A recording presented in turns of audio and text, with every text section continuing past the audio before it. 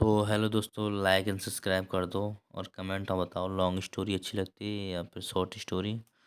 जैसे आप बताओगे वैसा मैं करूँगा। तो चलो स्टार्ट करते हैं। कहा जाता है मौत के बाद सब कुछ ख़त्म हो जाता है, लेकिन कुछ लोग मरते नहीं हैं, बस दफन कर दिए जाते हैं।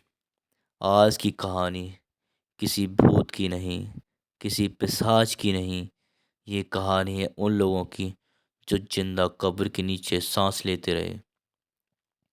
अगर तुम अकेले हो तो ध्यान से सुनना, क्योंकि ये कहानी दिल से ज़्यादा फेफड़ों को डराती है। साल 1998, बिहार और झारखंड की सीमा पर एक छोटा सा गांव था, सैमराही। दिन में गांव बिल्कुल सामान्य लगता था, लेकिन रात में कब्रिस्तान के पास कोई नहीं आता था, क्योंकि वहां से हर रात सांस लेने की आवाज़ आती थी। लोग कहते थे मरे हुए नहीं, जिंदा दफनाए हुए हैं। गांव में एक पुराना नियम था, अगर कोई अचानक बेहोश हो जाए, सांस बहुत हल्की हो, तो उसे 3 दिन तक दफन नहीं किया जाएगा।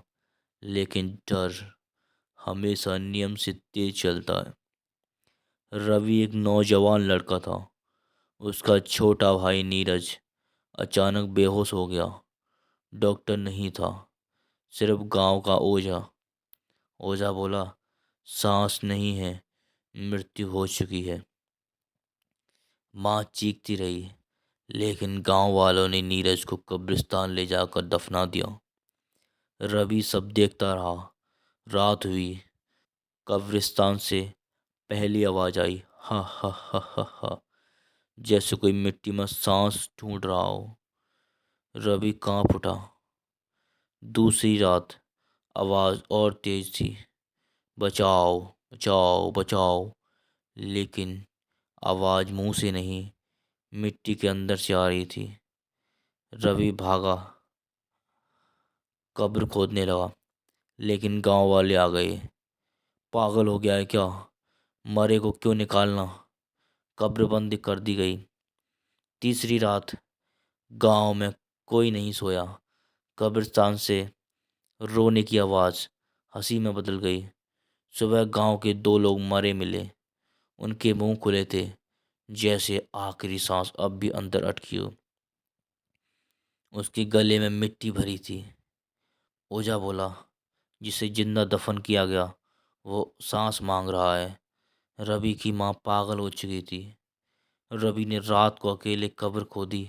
अंदर नीरज नहीं था, सिर्फ नाखूनों के निशान और एक शब्द मिट्टी पर लिखा था, अब बारी तुम्हारी है। उस रात कब्रिस्तान खुल गया। सैकड़ों हाथ मिट्टी से बाहर आए। सबके मुंह खुले थे, सब सांस ढूंढ रहे थे। गांव में जिसके घर में रात को सांस तेज चलती थी, वो सुबह मरा मिलता था। लोगों की सांस चोरी हो रही थी। रवि आखिरी बचा था। रात को उसके कान के पास फुसफुसाहट हुई, तूने देर कर दी। मिट्टी का हाथ उसके मुंह पर आया। सुबह सेमराही गांव खाली था। कब्रिस्तान में एक नई कब्र थी। नाम लिखा था रवि, लेकिन कब्र के नीचे से आज भी सांसों की आवाज आती है। ये कहानी यहीं ख़त्म नहीं होती, लेकिन सांसें अभी भी चल रही हैं। अगर आज रात तुम्हें लगे कि सांस लेना थोड़ा मुश्किल हो रहा है, तो ध्यान देना, क्योंकि कभी कभी डर हवा बनकर अंदर चला जाता है। लाइक करो, सब्सक्राइब करो और सोने से पहले एक बार अपनी सांस के लेना। शुभ रात्रि। अगर सांस चलती रही तो